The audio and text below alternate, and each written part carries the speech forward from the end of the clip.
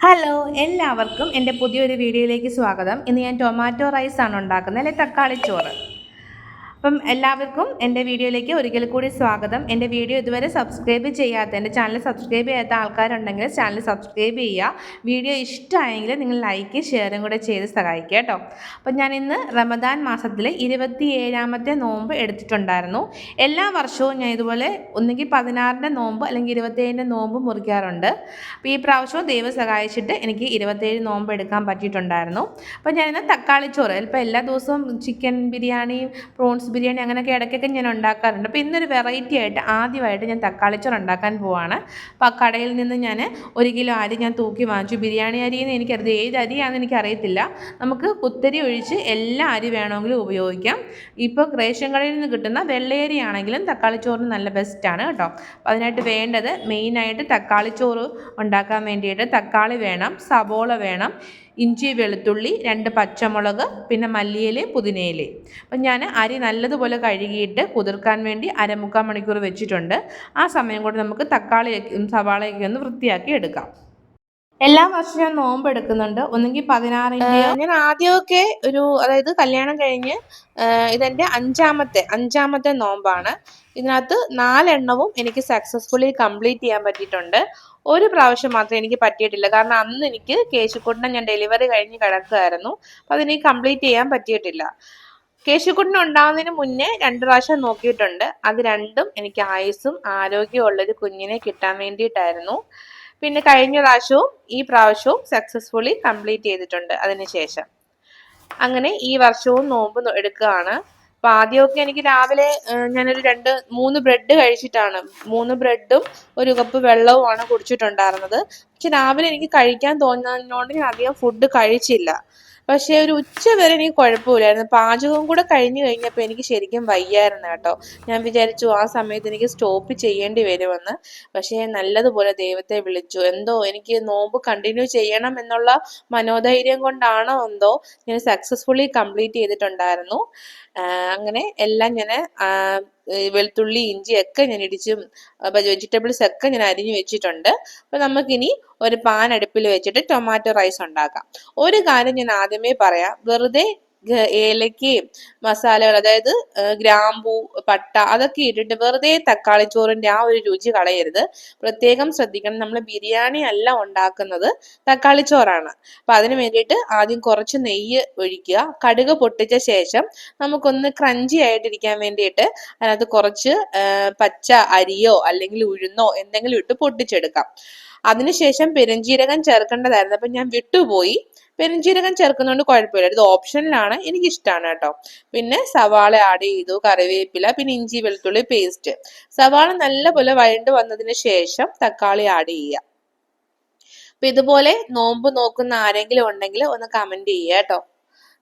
ഇങ്ങനെ റമദാൻ മാസത്തിലെ നോമ്പ് നോക്കണമെന്നോ മുസ്ലിം ആകണമെന്നോ അങ്ങനെ ഒന്നുമില്ല, നമുക്ക് എല്ലാവർക്കും നോക്കാവുന്നതാണ്. ഇതൊക്കെ ഓരോരുത്തരുടെ വിശ്വാസങ്ങളും കാര്യങ്ങളുമാണ് കേട്ടോ.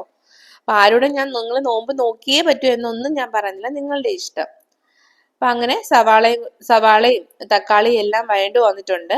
ഞാനപ്പോ വൈകിട്ട് നോമ്പ് മുറിക്കുന്നതിന് വേണ്ടി ഫ്രൂട്ട്സ് ആയിട്ട് എനിക്ക് മാങ്ങയാണ് ഉണ്ടായിരുന്നത്. അപ്പൊ ഞാനൊരു മാങ്ങ നല്ലതുപോലെ മുറിച്ച് വെക്കുന്നുണ്ട്. കഴിഞ്ഞ വർഷം ഞാനിവിടെ കൊല്ലത്ത് വന്നതിന് ശേഷം ഇവിടെ മസ്ജിദ് പള്ളി തൊട്ട് ഫ്രണ്ടിലാണ്. അപ്പൊ അവിടുത്തെ ബാങ്കും കാര്യങ്ങളും പിന്നെ റമദാൻ മാസത്തിൽ അവര് വൈകിട്ട് തരുന്ന നോമ്പ് കഞ്ഞിയും എല്ലാം വാങ്ങിക്കാറുണ്ടായിരുന്നു കേട്ടോ. ഈ പ്രാവശ്യം ഞാൻ പ്രതീക്ഷിക്കാതെ ഇന്ന് എനിക്ക് പറ്റുമെന്ന് വിചാരിച്ചതല്ല, പക്ഷെ എനിക്ക് ഇന്ന് എടുക്കാൻ എല്ലാ സാഹചര്യങ്ങളും ഒത്തു വന്നപ്പം ഞാൻ എടുത്തു കേട്ടോ. അപ്പൊ അങ്ങനെ മഞ്ഞൾപ്പൊടി ആഡ് ചെയ്യുന്നു, പിന്നെ മല്ലിപ്പൊടി ഒരു 1/2 സ്പൂൺ മഞ്ഞൾപ്പൊടിയും 2 സ്പൂൺ മല്ലിപ്പൊടി, 1/2 സ്പൂൺ മുളക് പൊടിയാണ്. മുളക് പൊടി നിങ്ങളുടെ ഇഷ്ടത്തിന് മാത്രം ചേർത്ത് കൊടുക്കുക, അതായത് എരിവനുസരിച്ച്. പിന്നെ ലേശം ഉപ്പ്, ആദ്യം നമ്മൾ സവാള വഴറ്റുന്ന സമയത്ത് കുറച്ച് ഉപ്പ് ചേർക്കുന്നുണ്ടായിരുന്നു. ഇപ്പം നിങ്ങളുടെ ഉപ്പും പാകവും ഒക്കെ നോക്കിയതിന് ശേഷം മാത്രം കുറച്ചുകൂടെ ഉപ്പ് ആഡ് ചെയ്ത് കൊടുക്കുക.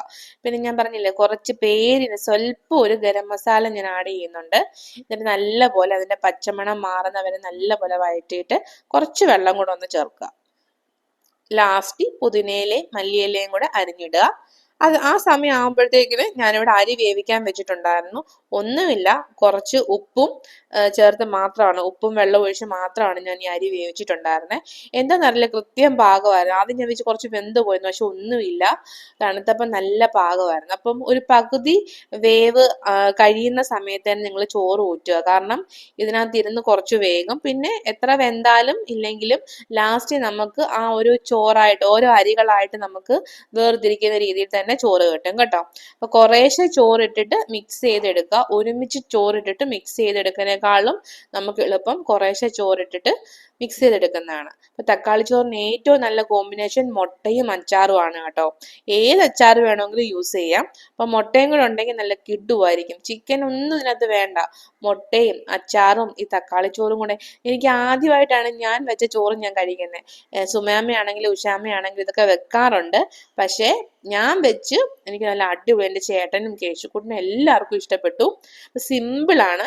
പിന്നെ ഞാനൊരു മുട്ട ബജിയും കൂടെ, ആദ്യം ഞാൻ വിചാരിച്ചു എല്ലാം അങ്ങ് മുട്ടയല്ലേ, എന്നാൽ പിന്നെ വെളിയിൽ നിന്ന് തൊട്ട് ഫ്രണ്ടിലൊരു ചേച്ചി കട നടത്തുന്നുണ്ട്, അവിടുന്ന് പഴംപൊരിയോ പരിപ്പോടെ എന്തെങ്കിലും വാങ്ങി. പക്ഷെ ഇന്നലെ 27 നോമ്പായതുകൊണ്ടായിരിക്കും ചേച്ചി ഇന്നലെ കട തുറന്നിട്ടുണ്ടായിരുന്നില്ല.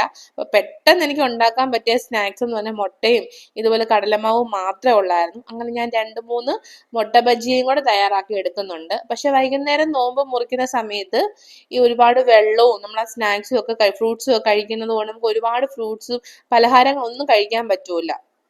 അങ്ങനെ ഞാനത് അതായത് ഒരു മുട്ട രണ്ടായിട്ട് കീറിയിട്ടാണ് ഞാൻ ഈ ബജ്ജി ഉണ്ടാക്കിയിട്ടുണ്ട്. അങ്ങനെ ഒരു മുട്ട മാത്രമേ ഞാൻ കഴിച്ചിട്ടുണ്ടായിരുന്നുള്ളൂ. ഫ്രൂട്ട്സും വെള്ളവും ഞാൻ നിറച്ചു കുടിച്ചു കേട്ടോ. പിന്നെ രാത്രി അത്താഴത്തിനാണ് ഞങ്ങൾ ഈ ടൊമാറ്റോ റൈസ് എടുത്തിട്ടുണ്ടായിരുന്നത്. ഞാൻ ആദ്യം വിചാരിച്ചു ഞാൻ കുറച്ചേ കഴിക്കാം, പക്ഷെ ആ ഒരു സമയമായപ്പോൾ എനിക്ക് വിശന്നു. ഞാൻ നല്ലതുപോലെ കഴിച്ചാൽ അടിപൊളിയായിരുന്നു കേട്ടോ. അപ്പം നിങ്ങളിത് ഉണ്ടാക്കി നോക്കിയിട്ട് നിങ്ങളുടെ കമൻറ്റ് അറിയിക്കണം. നിങ്ങൾക്ക് ഇഷ്ടമായെങ്കിൽ നിങ്ങൾ കമൻറ്റ് ചെയ്യണം, ലൈക്ക് ചെയ്യണം, പിന്നെ ഷെയറും കൂടെ ചെയ്യണം. ഒരുപാട് പേര് എൻ്റെ വീഡിയോസ് കാണുന്നുണ്ട്, നിങ്ങൾ സബ്സ്ക്രൈബ് കൂടെ ചെയ്തിട്ട് കാണുക. എങ്കിലേ എനിക്ക് അടുത്ത വീഡിയോസ് ഒക്കെ ഇടാനൊരു പ്രചോദനം കിട്ടത്തുള്ളൂ. പിന്നെ ഒരുപാട് പേര് എനിക്ക് കമന്റ് ചെയ്യാറുണ്ട്, പിന്നെ കുറെ കാര്യങ്ങളൊക്കെ ചോദിക്കാറുണ്ട്. ഞാൻ Q&A ആയിട്ട് നിങ്ങൾക്കുള്ള ചോദ്യങ്ങൾക്ക് ഉത്തരങ്ങളൊക്കെ ഞാൻ പറയുന്നതായിരിക്കും. പിന്നെ കഴിഞ്ഞ ഒരു ദിവസം ഒരു വീഡിയോയിൽ ഒരു കുട്ടി ഒരു കമന്റ് ചോദിച്ചിട്ടുണ്ടായിരുന്നു, ഈ നമ്മൾ വീഡിയോ ചെയ്യുമ്പോഴെങ്ങനെയാണ് ഈ ലെറ്റേഴ്സ് ഒക്കെ ഫ്രണ്ടിൽ വരുന്നതെന്ന്. അപ്പൊ അതിന്റെ ഒരു ഷോർട്സ് ഞാൻ ചെയ്ത് വെച്ചിട്ടുണ്ട്, അത് ഞാൻ ഇടുന്നതായിരിക്കും. അപ്പൊ വൈകുന്നേരം ഒക്കെ ആയപ്പോഴത്തേക്കിന് ഞങ്ങൾ 6:30 ആകുമ്പോഴാണ് ഇവിടെ നോമ്പ് മുറിക്കുന്നത്. ആ സമയത്ത് വിളക്കൊക്കെ കത്തിച്ച് ഞാനും കേശുക്കുട്ടനൊക്കെ ഇങ്ങനെ ഫ്രൂട്ട്സും ഈന്തപ്പഴവും മുട്ട ബജ്ജിയും പിന്നെ ജ്യൂസ് കുറെ എടുത്തിട്ടുണ്ട്, പിന്നെ വെള്ളം എടുത്തിട്ടുണ്ട്. ശരിക്കും ഞങ്ങൾ ആ സമയത്ത് നോമ്പ് മുറിച്ചിട്ടുണ്ടായിരുന്നു കേട്ടോ. അപ്പൊ രാത്രി ആയപ്പോൾ ടൊമാറ്റോ റൈസും കൂടെ കഴിച്ചിട്ടുണ്ടായിരുന്നു. ഏറ്റവും വലിയ ഒരു കാര്യം പണമോ അങ്ങനെ ഒന്നും അല്ല കേട്ടോ. വിശപ്പ് തന്നെയാണ് ഏറ്റവും വലുത്. ഒരു നേരം ഒരാൾക്ക് അന്നം കൊടുക്കാൻ പറ്റുക എന്നുള്ളത് നമ്മുടെ ജീവിതത്തിലെ ഏറ്റവും വലിയ കാര്യമായിരിക്കും. വിശപ്പിന്റെ വില നമ്മൾക്ക് ശരിക്കും അറിയണമെങ്കിൽ നമ്മൾ ഇതുപോലെ ഒരു നോമ്പും കാര്യങ്ങളും ഒക്കെ എടുക്കും. എനിക്ക് ഈ പ്രാവശ്യം നല്ലതുപോലെ ദാഹമൊക്കെ ഉണ്ടായിരുന്നു, എൻ്റെ തൊണ്ട വരണ്ടു പോയി. അത് വേറൊന്നും അല്ല, നേരത്തെ പോലെ അല്ല ഇപ്പൊ ചൂടും കാര്യങ്ങളും ഒന്നും. ഇപ്പൊ വളരെ ചൂട് കൂടുതലാണ്. എന്നാലും എനിക്ക് ഈ നോമ്പ് കംപ്ലീറ്റ് ചെയ്യാൻ പറ്റിയതിൽ എനിക്ക് ഒരുപാട് സന്തോഷമുണ്ട്. അപ്പൊ വരും വർഷങ്ങളിലും എനിക്ക് അങ്ങനെ പറ്റും. എല്ലാവർക്കും ആയുസ്സും ആരോഗ്യവും ദൈവം തരട്ടെ എന്ന് പ്രാർത്ഥിച്ചുകൊണ്ട് എൻ്റെ ഈ വീഡിയോ ഇവിടെ ചുരുക്കുകയാണ്. അപ്പൊ എല്ലാവരും ഈ ടൊമാറ്റോ റൈസ് ഒന്ന് ഉണ്ടാക്കി നോക്കണം.